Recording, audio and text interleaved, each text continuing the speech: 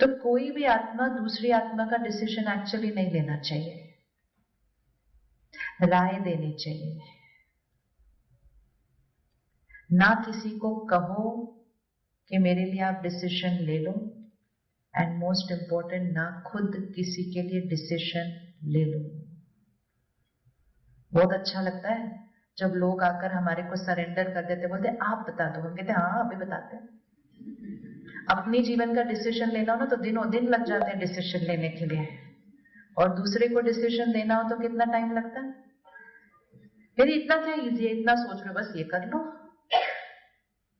जब आपने किसी और को डिसीजन दिया, प्लीज रिमेंबर आप उसके कार्मिक अकाउंट में एंटेंगल हो गए, आप उसके कार्मिक अकाउंट के साथ अब एंटेंगल हो गए हैं, क्योंकि जो डिसीजन आपने उसको दिया उसने लेकर उससे कर्म करना है, उस कर्म का परिणाम आना है। अगर 1% चांस वो परिणाम राइट नहीं आया तो उस आत्मा ने लाइफ लॉन्ग आपको ब्लेम करना है कि आपने ये डिसीजन लिया था इसलिए मेरे साथ ऐसा हुआ है, और वो सारी ब्लेम की एनर्जी एक इन्वेस्टमेंट है जो हमेशा रिटर्न के रूप में आपके पास आती रहेगी,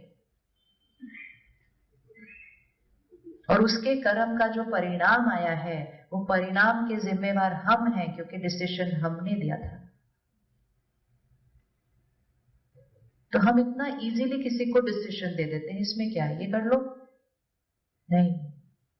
चाहे जीवन की बड़ी बात हो या छोटी से छोटी बात हो, चॉइस देना, राय देना, ऑप्शन देना और क्लियरली बोलना डिसीजन आपको लेना है। सामने वाला कितना भी आपको प्लीड करे, प्लीज आप मुझे बताओ क्या मैंने, बोलो मैंने नहीं बताना। वो रोने लगे आपके सामने, आप तो बोलो मैंने नहीं बताना, ये कर्म आपका आपका अपना होना है। एक, सामने वाली आत्मा डिसीजन लेने की शक्ति नहीं रख रही है, लेकिन जो आत्मा डिसीजन लेने की शक्ति नहीं रखती वो डिसीजन का परिणाम फेस करने की भी शक्ति नहीं रखती,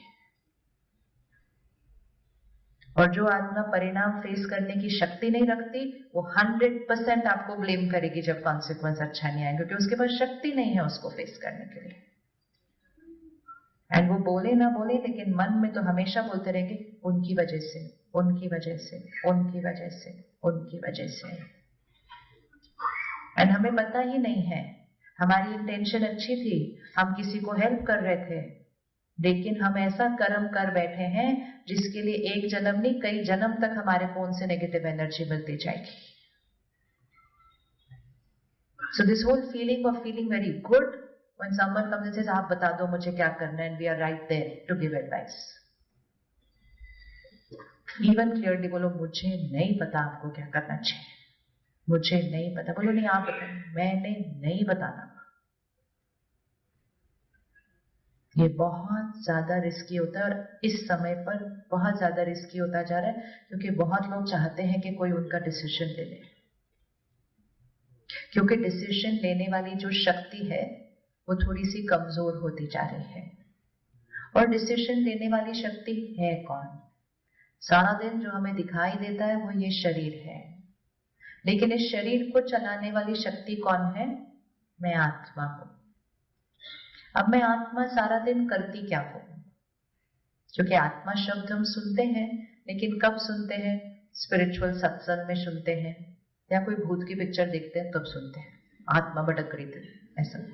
बस हम वो 2 ही ओकेजन पर आत्मा सुनते हैं, बाकी सारा दिन हमें आत्मा वर्ड नहीं याद रहता है। तो इस शक्ति का कम होने का सबसे मुख्य कारण यही है कि क्योंकि मुझे याद नहीं रहता है सारा दिन कि मैं आत्मा हूं। तो क्योंकि मुझे याद नहीं रहता कि मैं आत्मा हूं, तो मैं सारा दिन अपने आप को क्या समझती हूं कि मैं कौन हूं? कौन हूं? Who am I? इसलिए सारी दुनिया कहती है Who am I? ये क्वेश्चन का आंसर मिल जाए तो लाइफ के सारे क्वेश्चंस का आंसर मिल जाएगा। तो अगर हम अपने आप को किसी को इंट्रोड्यूस करें तो हम क्या कहते हैं? Who am I? Who am I? कैसे इंट्रोड्यूस करते हैं अपने आप को? Who am I?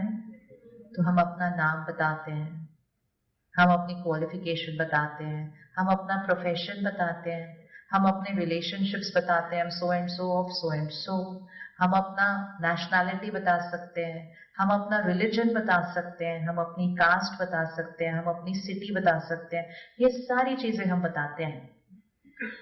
अब ये सारी लिस्ट जो हम बनाते हैं, क्या ये आए हैं? क्या ये आए हैं? I am a doctor. I am an Indian. I am a Hindu.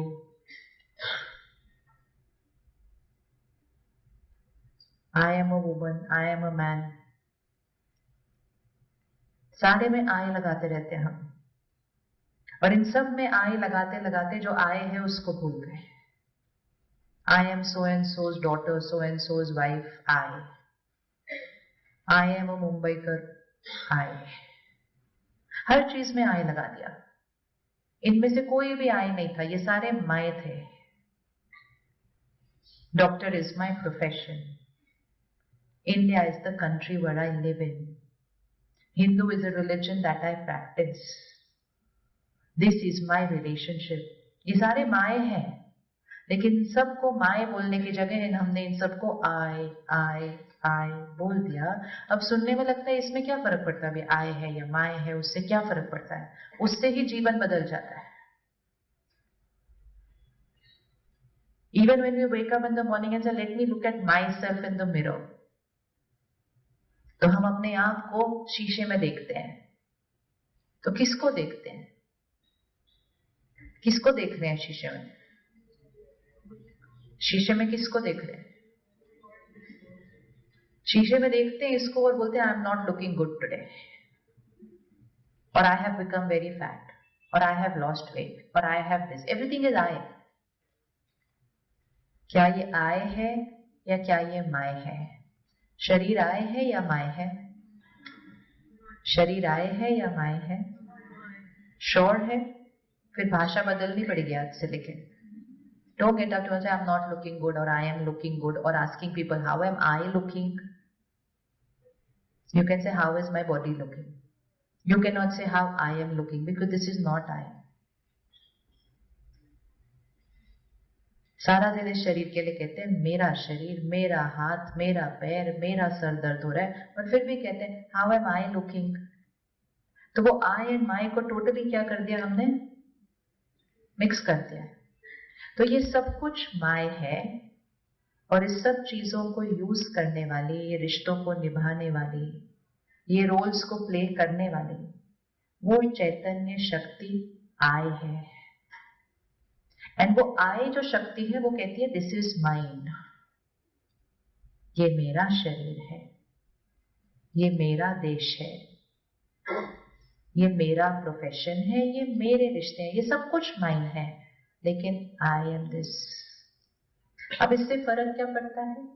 इससे फर्क ये पड़ता है कि सारा दिन में जितनी चीजें माए हैं उसको अगर हम आई बोलते हैं तो हमारा ईगो बढ़ता है, और जितना ईगो बढ़ता जाएगा आई की शक्ति घटती जाएगी। जितना आई की शक्ति घटती जाएगी, डिसीजन मेकिंग, ईगो का एक सिंपल डेफिनेशन है, इसको लिख के रख लेना है।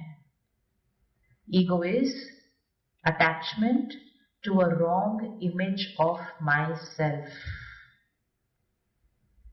Attachment to a wrong image of my self.